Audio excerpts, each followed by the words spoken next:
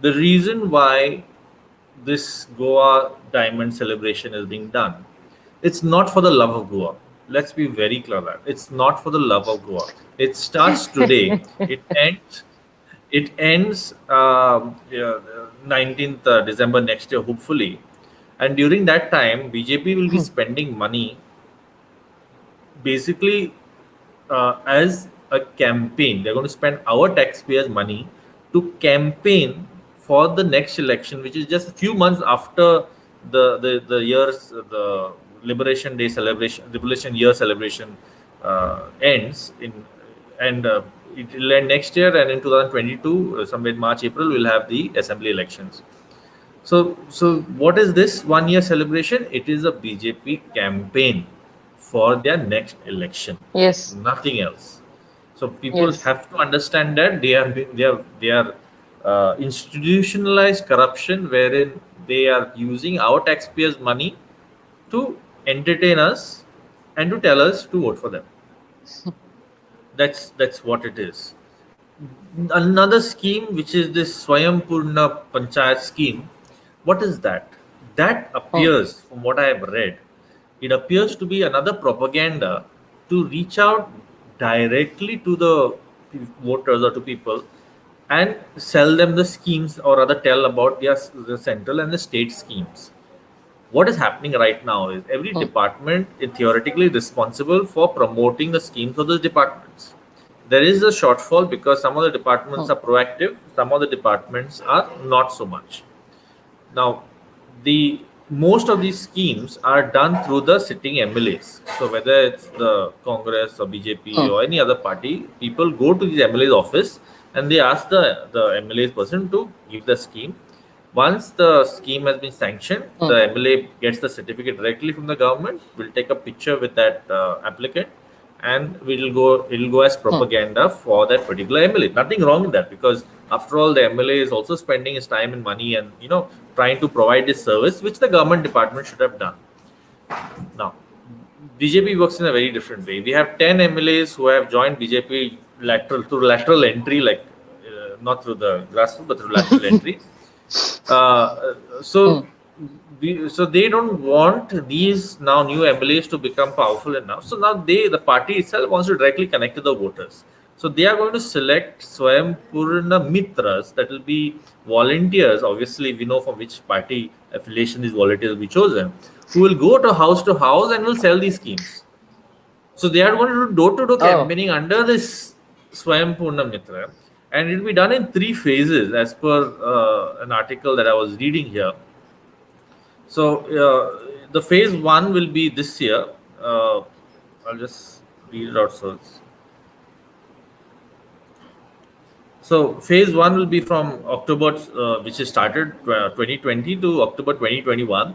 Phase two will be from 2021 to 2022, and three will be from 2022 to 2023. Now that is post election, so we don't know whether phase three will actually happen. But phase one is where they're going to hmm. start the first phase of awareness, and phase two obviously will by the time the elections are going to be around the corner in end of 2021, and they will make more schemes, just announcements, and they will use these mitras to go door to door and promote them. So these mitras will be paid by the government, that's our taxpayers money, to campaign for the BJP again. So that's the model that this thing will follow. So just to give you what is You written in the know what, press note. Avinash? Yeah. Avinash, I must say, I'm finding this quite hilarious. They should, become consultants for other political parties. They should actually exit politics and become consultants for excellent electioneering and politicking, because that's all they do. They do not Yeah. govern, they're not good at administration. They're just constantly in election mode. Everything They're they do constantly is going towards is that. I about mean, election. when I listen to you talking about this Swayam thing, I mean, this is like, I'm laughing, but I'm also sad at the same time. It's literally putting people on the ground to go campaigning for them a year in advance using the Yeah. taxpayers' money. I mean, what the hell? So I mean, I'll just put this on screen. This is from this site called Sarkari Yojana, which they have taken it from obviously the government sites. So what it says is the Atmanirbhar. I mean, you have to listen. I thought that this Swayam Purna scheme was to provide digital connectivity to the panchayat, so that people can go to the panchayat and access all the schemes that are available. I think it might be a part of it, but we already had a scheme earlier which is not implemented by this very government, which for the last 8 years or 6 years, wherein fiber optic connection was supposed to be given to the panchayats, and it was supposed to be at door delivery. As far as what I know, the revenue department has set up through GL all these counters for providing schemes, but somehow the panchayat ministry is not taking it up to provide this citizens service centers in the panchayats. That itself would have been Swayam. You don't have to come to the collectorate or district office or mother's office to apply for a survey plan or a form 114. You should have been able to do it in a panchayat itself. But that's not what the government wants. The government is only trying propaganda. They only want to think how to connect to the voters and how to convince them that we vote for us in the next elections. So what does this scheme say? So I was completely wrong. It was nothing to do with IT infrastructure. It was only to do with propaganda. What it says is this scheme has been launched by government of Goa as an ambitious initiative and will focus on increasing economic activity. Forget about social upliftment, social welfare. It is only about economic activity. So this is, in other words, they're saying that we are going to give you money, or you're going to get money because of us. The major objective is to ensure every village in the state becomes self-reliant, Atmanirbhar, by harnessing resources available within that area. We have a scheme, we have an existing scheme that is called a 73rd Amendment, which precisely preaches this thing, that every village has to become self-reliant. That is called Swaraj. And under Swaraj, it is self-governance and self-reliance also. But these people don't want to give governance to us. They only want to show that we can be self-reliant, so that government does not have to spend on that village. They will say, you all are self-reliant, now you all do everything. Because after all, they don't have the money. Now, Atmanirbhar scheme is going to be implemented in in the scheme, benefits of all the state and central governments will be brought to the doorsteps of people. As a part of this initiative, government officers, teachers, students will reach out to each and every village panchayat. This would be done in order to ensure every village becomes self-reliant by harnessing available resources within that area. This is a lot to digest here. So they're saying that you're going to use your own natural resources. Let's take an example of Mollem. What are the natural resources of Mollem? It's forest. What are you all doing there? Cutting it off. Deforestation. Deforestation. so you are the available resources in the area you are destroying, giving it to a private company and making the private company promise a few contract jobs to that village. And this is called Swayam Purna Goa. This is called Swayam Purna, or what, Atmanirbhar thing.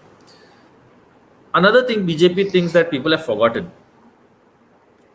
Goa had a model village, South Goa, and it was, I think it was Netravali, and it was a model village adopted by a former late CM Manohar Parrikar. And under that, he was supposed to develop that village in a way wherein it would become a model village for the rest of Goa. Is it a model village today? No. What happened? Why did he select that village? Because his own son brought a 2 lakhs or something square meter property there to build a eco-tourism project. That too, he blocked away a road to the temple, existing road, and he diverted it. He made a very steep road that goes to that. Sorry, I forgot to switch the screen. So he made he blocked the road which goes to a small temple there in order to build this project. And Manohar Parrikar adopted his whole village so he could make the village an attraction and people would come to his son's project. I don't know what is the status of it right now, but in any case, nobody's talking about it. So that model project went flop, obviously. And that is why this new thing is coming, which they claim they want to reach out to the village and push the scheme. My question is, first figure out why haven't people accessed this scheme in the first place, before thinking that if you go to the doorsteps, you're only going to their doorsteps to get their numbers, to get their number of people there, to get their economic status, to get their caste information, so that you all can do social engineering and figure out which is the 30% of vote share that you all need to win the elections, and which is how you can divide the rest of the voters. That's the reality of it. So yeah, Swayambhu, Yes. this whole Goa Yes. scheme is the sham. If the government is really interested, there are far better ways. They have to do it through the panchayats, get village committees activated, set up and activated, and that is how you reach out to the people and have this kind of citizens engagement, citizens groups, in order to get maximum response for all the schemes of the government. But you pumping in money, putting ads on the paper, getting some funds, taking loan and doing all this shenanigans, it's rubbish, and it is going to harm the economy of the state, and it's going to create a false sense of false sense of self-reliance of these villages. And probably, yes, just like how we are 100% they're open ODF free in theory, just like that we might be 100% self-reliant as well.